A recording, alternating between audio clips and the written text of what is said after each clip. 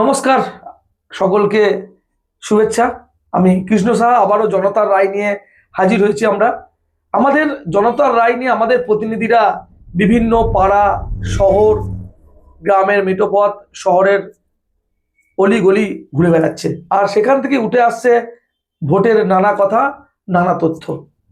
তেমনই আমরা ভারতীয় জনতা পার্টির সম্ভাব্য তালিকা আমরা আজকে ঘোষণা করব বলেছিলাম। আজ সেটাই ঘোষণা করব। তার আগে আপনাদেরকে আমরা বলে রাখি যে ভারতীয় জনতা পার্টি এবার অন্যরকমভাবে তাদের গেটিং শুরু করেছে। তাদের তো এসআর এর ওপরে একটা লক্ষ্য আছে, তার পাশাপাশি প্রার্থী বাছাইয়ে কিন্তু তারা বিশাল রকমভাবে কঠোর পদক্ষেপ নিচ্ছে, যেটা আমাদের খবর এবং আমাদের যে টিম ঘুরছে সেই টিমের কাছে যে খবর, যে সূত্র মারফত আমরা জানতে পেরেছি যে ভারতীয় জনতা পার্টি এবার তাদের বাছাই পর্বটা একদম গোড়া থেকে জোর দিয়েছে। মানে একদম গোড়ায় গলদ। হয়তো 21-এর নির্বাচনে হয়তো তারা ভেবেছিল যে তাদের কোথায় কোথায় গলদ আছে, কি কি তাদের ভুল আছে, ত্রুটি আছে, সেইগুলো সংশোধন করে কিন্তু 26-এর নির্বাচনে তারা পাখির চোখ করে বাংলা দখলের দিকে এগুচ্ছে। আর এবারের পাখির চোখ কিভাবে করেছে, যে এর আগে যারা দল বদল করেছে আমরা দেখেছি 21-এর নির্বাচনে যারা অনেকেই দল বদল করেছে তাদেরকে প্রার্থী করেছে দল ভারতীয় জনতা পার্টি। যারা অন্য দল থেকে এসেছে সঙ্গে সঙ্গে প্রার্থী পেয়ে গেছে। অনেক অভিনেতা অভিনেত্রী তারা হঠাৎ হঠাৎ প্রার্থী পেয়ে গেছে, বিজেপি করুক বা নাই করুক, কিন্তু তারা প্রার্থী পেয়ে গেছে, প্রার্থী পদ তারা পেয়েছে। এত প্রচার, এত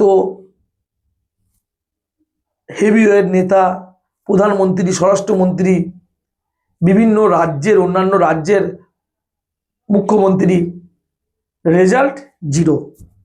আর এবারে একটু অন্যরকম ভাবছে ভারতীয় জনতা পার্টি। তারা একদম গ্রাউন্ড জিরো থেকে তারা শুরু করেছে। কি করেছে এবারে? এবারে তারা, আমাদের কাছে একটু খবর যে তারা তাদের পরিচিত বিজেপি নেতা, পরিচিত বিজেপি করেছে এমন লোক তারা খুঁজছে, যারা স্বচ্ছ, যাদের বিরুদ্ধে কোনো কেস নাই, অথচ দীর্ঘদিন ধরে পার্টিটার সঙ্গে যুক্ত, সেরকম প্রার্থী তারা করতে চলেছে। প্রত্যেকটা বিধানসভা থেকে 3টে করে নাম অলরেডি চলে গেছে তাদের শীর্ষ দপ্তরে, এবং সেখান থেকেই নাকি এই প্রার্থী চূড়ান্ত পর্বের প্রার্থী আসবে। ইতিমধ্যেই আমরা অনেকগুলো বিধানসভা আমরা সার্ভে করেছি, আমরা অনেক বিধানসভা ঘুরেছি। আমাদের কাছে যে সোর্স, সেই সোর্স আমরা পূর্ব বর্ধমানের বেশ কয়েকটা বিধানসভা নিয়ে আজকে আমরা কথা বলবো।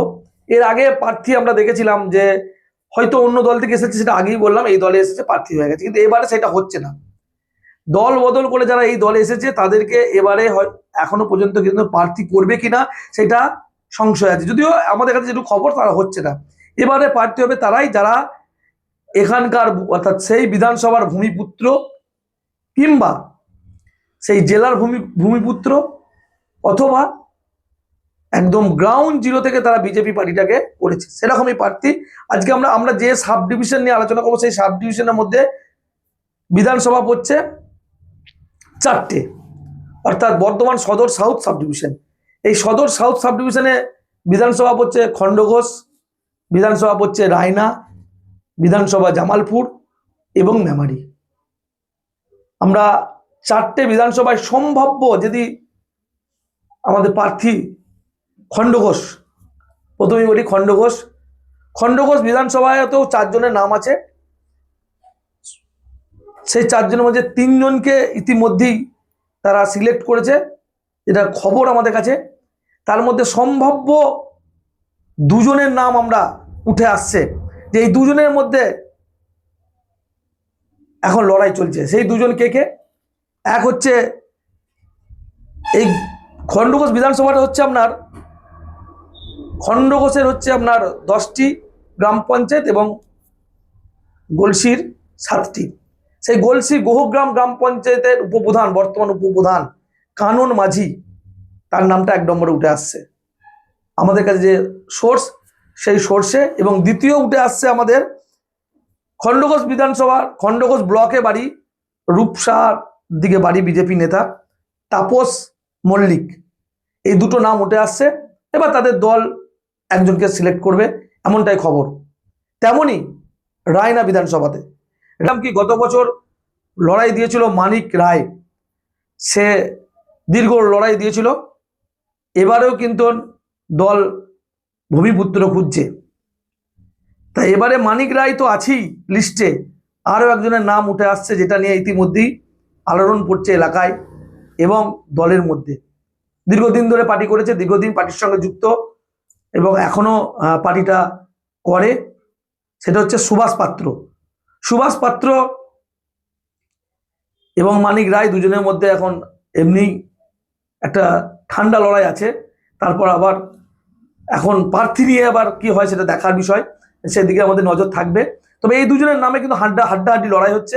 এই দুজনের মধ্যে এখন চূড়ান্ত পর্বের প্রার্থী এগিয়ে আছে সুভাষ পাত্র।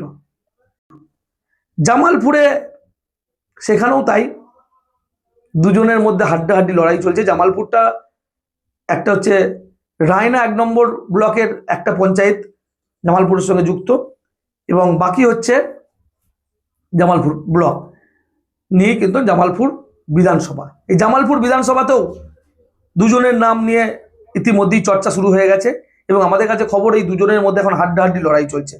একটি হচ্ছে কিঙ্কর মণ্ডল আর অপরটি হচ্ছে শুভঙ্কর মালিক।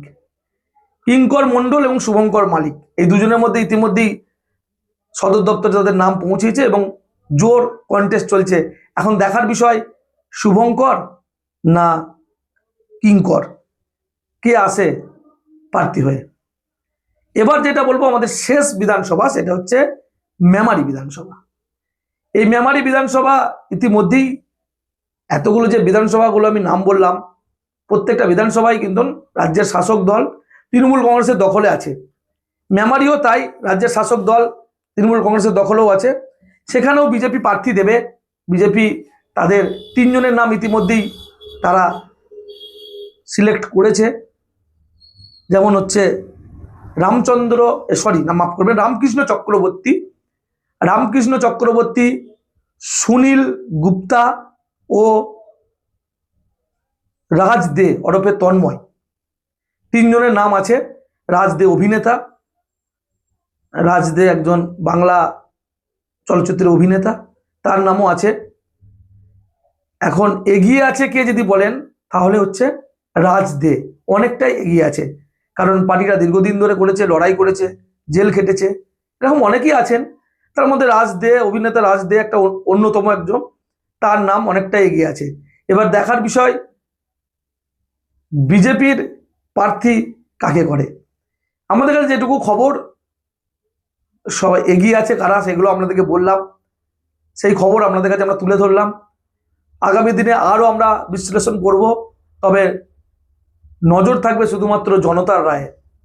জনতার রায় কোন দিকে যাচ্ছে, জনতার রায় কি বলছে, সব জনতার রায় সবার আগে দেখতে চোখ রাখুন শুধুমাত্র কৃষক সেতু নিউজ বাংলায়। বাসন্তী গোল্ড রাইস, প্রতিটি দানায় ভালোবাসা।